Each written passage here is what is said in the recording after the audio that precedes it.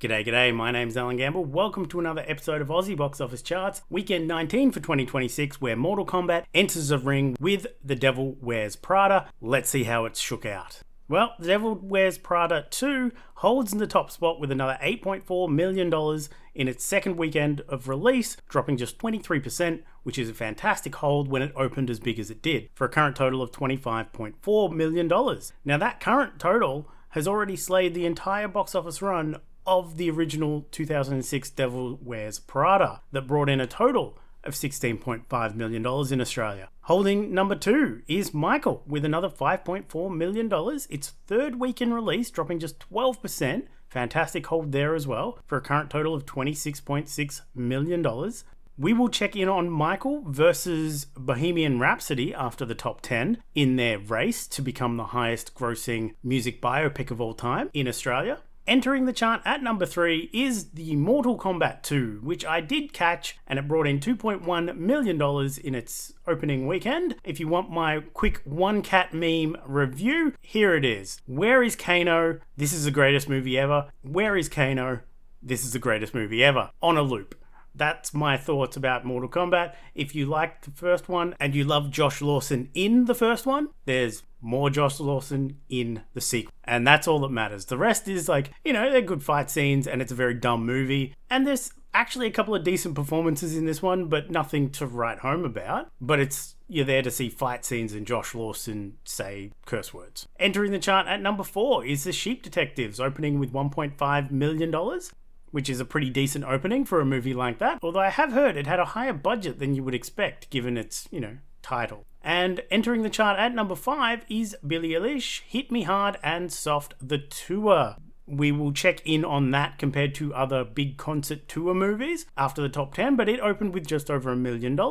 Moving on to 6 through 10. Dropping down to number 6 is Project Hail Mary, that lost a bunch of screens, bringing in another $626,000, dropping 39% in its 8th week of release for a current total of $37.7 million, and also dropping out of the top 5, Super Mario Galaxy Movie, bringing in $370,000 its 6th week in release, dropping 56% for a current total of $38.3 million.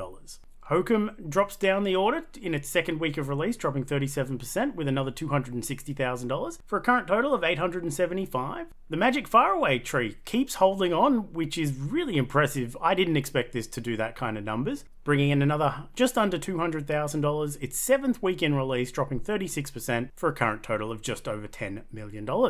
And rounding out the top 10, we have Cold War 1994, bringing in $136,000. It is a Cantonese language film out of Hong Kong, the third in the series of Cold War movies that started back in 2012. So first, let's compare Michael to Bohemian Rhapsody in their week 3 race so far. So basically, there's nothing too exciting to say just yet, but this race is far, far from over. Michael opened higher and has been keeping on pace with Bohemian Rhapsody. In fact, it pulled ahead a little bit in its 3rd week of release. So why am I saying this race is far from decided? Because Bohemian Rhapsody released in Australia in November, and it had December and then had all of January and February where it legged out. Michael, on the other hand, released when it did, and it's going into peak movie season. It's going to have a lot more competition, whether it's people just going to see other movies, or it's going to start losing screens to the other big releases. We've got a Star Wars movie in a couple of weeks that's going to come out.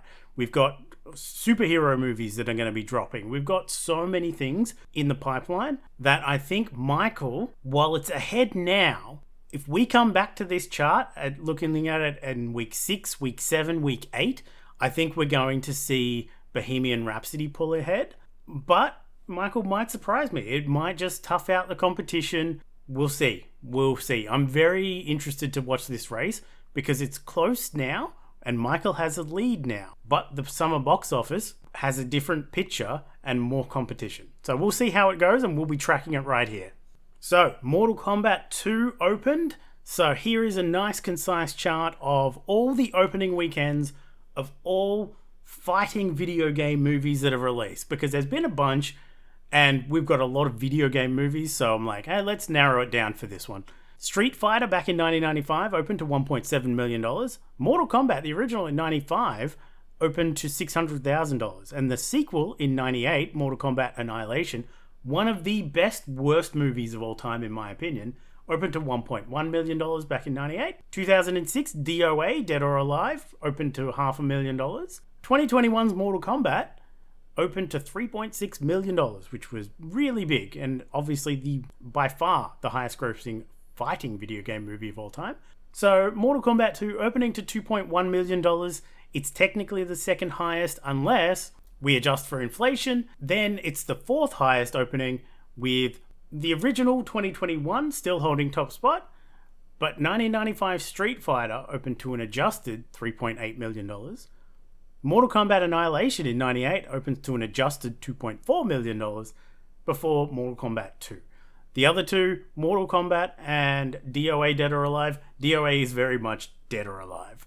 Even though I think it is a brilliant, hilarious to-be-a movie, if that's the type of jam, but it's terrible. But looking forward to 2026, we do have a Street Fighter reboot that may be entering the ring, so we will be watching this chart as we move into the summer blockbuster season. The last chart we'll have a quick look at is just the opening of the Billie Eilish tour concert movie in relation to all the other concert movie, tour movies, event movies that have been released. Not going to spend too much time on it because it didn't do gangbusters. Billie Eilish is in no competition with Taylor Swift, who owns first and second spot with her Eras tour and then the official release party of a showgirl. Andre Rieu ranks really high. Epic Elvis Presley in concert. And yeah, basically just around $1 million. It's fine. It's fine. It opened fine. Probably not as high as they would have liked, given James Cameron's involved and all the 3D cameras that they were using. But it didn't bomb either. Moving on to the 2026 top 10 at the Australian box office. So the top 10 of everything released in calendar year 2026. The Super Mario Galaxy movie is still at top spot with $38.3 million. Project Hail Mary still comfortably at second with $37.7 million. Although Project Hail Mary is closing that gap. Michael moves up to number 3 with $26.6 million, and The Devil Wears Prada 2 moves up to 4th with $25.4 million. That obviously knocks Wuthering Heights down a spot to $20.3 million. And then the rest of the top 10 remains the same as last week, with Song Sung Blue at number 6 with $12.2 million, Goat at 7 with $11.9 million, The Magic Faraway Tree at number 8 with just over $10 million, Mighty Supreme at number 9 with $9.7 million, and Hoppers rounding out the top 10 with $9.6 million. Moving on to upcoming releases. 14th of May in wide release, we have In the Grey, the latest Guy Ritchie action thriller. This one looks more in line with his movies that I enjoy rather than the ones I hate. He's a very polarizing director for me personally. So I will be checking this one out. It's starring Henry Cavill, Jake Gyllenhaal, Rosamund Pike, and Eliza Gonzalez. We also have Mother Mary, a new fantasy musical drama from director David Lowery, starring Anne Hathaway, Michaela Cole, and Hunter Schafer.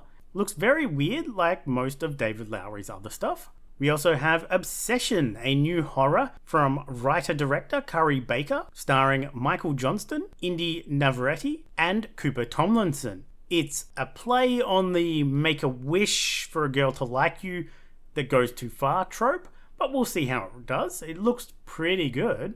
In limited release, we have Pike River, a local New Zealand drama based on the historical events of the Pike River mine disaster from 2010. It's directed by Robert Sarkis and starring Melanie Linsky, Robin Malcolm, and Errol Shand. Moving on to streaming releases, we have Tom Clancy's Jack Ryan Ghost War, the new Jack Ryan movie, continuing to star John Krasinski as the titular Jack Ryan. It's directed by Andrew Bernstein and starring Sienna Miller, Wendell Pierce, and Michael Kelly alongside the lead role. It releases on Amazon Prime on May 20th. We also have Maximum Pleasure Guaranteed, a new comedy series from creator David Rosen, starring Tatiana Maslany, Jake Johnson, and Dolly De Leon. It releases on May 19th on Apple TV+. In returning series, we have Rivals returning for its second season following season 1 in 2024 and can be found on Disney Plus on May 15th. Returning for its season 5, Welcome to Wrexham, the Ryan Reynolds and Rob Mack documentary series, and it should be able to be found on Disney Plus in Australia on May 15th. I've seen some mixed reporting on that, don't hold me to it, but I believe it's ending up on Disney Plus. And finally, we have Good Omens, returns for its third season after starting back in 2019, and then another 6 episodes in 2023, starring Michael Sheen and David Tennant. But this one, I can understand why they may have held off so long before releasing the third season.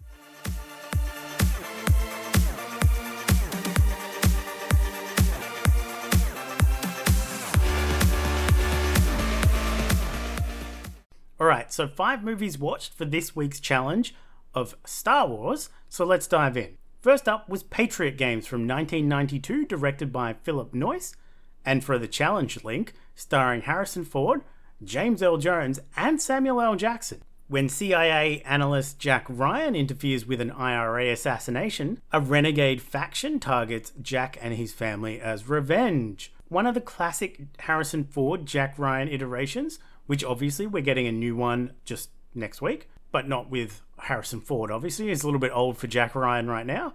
But this one was honestly fine. It was nothing too wild or unexpected, and it was actually a rewatch of a movie I own on DVD but have never logged since I started tracking movies in 2013. But it's a decent little spy thriller. Next was Clerks from 1994, directed by Kevin Smith, starring Brian O'Halloran, Jeff Anderson, and Marilyn Gigalotti. A convenience and video store clerks Dante and Rando waste around for a day during their grind. Another rewatch of something I had never rewatched since like 2013, and this one was great. Such good writing and dialogue. And for the challenge connection, there was a great discussion, a timeless classic discussion about Death Star construction and the deaths of innocent contractors. Love this classic gem, holds up really, really well. Next up was Mortal Kombat 2, currently in cinemas, directed by Simon McQuoid, and starring Carl Urban, Josh Lawson, Adeline Rudolph, and Jessica McNamee. And for the Star Wars connection, makeup was done by Nikki Gooley, who also did Episode 3. A continuation of the 2021 Mortal Kombat reboot series, this time with more fighting as Earthrealm battles to blah blah blah blah blah. No one actually cares about the Mortal Kombat lore that I know of, but this was a fun time. Similar to the original, but like the original, it was very much a case of where's Kano whenever he wasn't on the screen, to greatest movie ever when he was. The rest is fine, and there's a couple of good performances of characters I really liked. The old Carl Urban playing Johnny Cage makes sense in the movie, where the casting decision might not have, but in the movie it does. Next up was a rewatch of 2020's Bird of Prey and the fantabulous emancipation of one Harley Quinn. Directed by Kathy Yan and starring Margot Robbie, Rosie Perez, Mary Elizabeth Winstead, Juni Smollett, and for challenge eligibility, Ewan McGregor.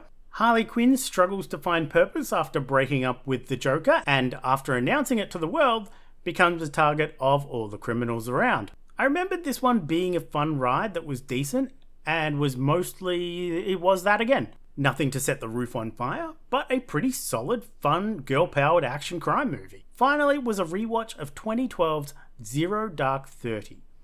Directed by Catherine Bigelow, starring Jessica Chastain, Jason Clarke, Kyle Chandler, and for challenge eligibility, Joel Edgerton, who played Uncle Owen in the Obi-Wan Kenobi series, as well as being shot by Greg Fraser, who did Rogue One. Telling the decade-long story of searching for and tracking OBL with all the good and bad that came with it. No one does modern war thrillers like Catherine Bigelow, and this one was no exception. Dirty, gritty, and not sugarcoating any of the gloss or shine that governments might want to put on such a journey. Not an overly happy movie, but still a brilliant one. Albeit a bit long, but the journey is still worth the time. This week's challenge is young ones, so focusing on coming-of-age stories, but if it stars a young actor in a prominent role, young related to the title of the movie aimed at youths, or a rewatch of a movie from my own childhood. So people have kicked it off with a couple there, but we've also got Are You There, God? It's Me, Margaret, Baby Assassins, Boyhood, Baby Girl, Children of Men, E.T., Diddy, Jojo Rabbit, My Girl, Nickel Boys. We've got lots to choose from. Let's jump over to my shortlist. My shortlist consists of things like I Like Movies, Plan B, Rookie, Love According to Delver, maybe a vampire, humanist vampire seeking consenting suicidal person rewatch, Coco, Street Fighter, Baby Assassins 3, Jurassic Park might rewatch, Ghostbusters rewatch, Roommates, Rounders. We got lots to choose from, so we will see how we go. That is it for me this week. I will be seeing Into the Grey next weekend, so tune in next week where we will maybe look at all of Guy Ritchie's movies and compare their relative openings in the Australian box office, as well as we'll see how the latest Mother Mary and Obsession do. Smaller horrors. I don't think they're going to dethrone the top two, Michael or The Devil Wears Prada 2, but we will see how they all stack up. Next week, tune in. Don't forget to like, follow, and subscribe if you are vaguely interested in the Aussie box office. I am. Watch more movies. Bye.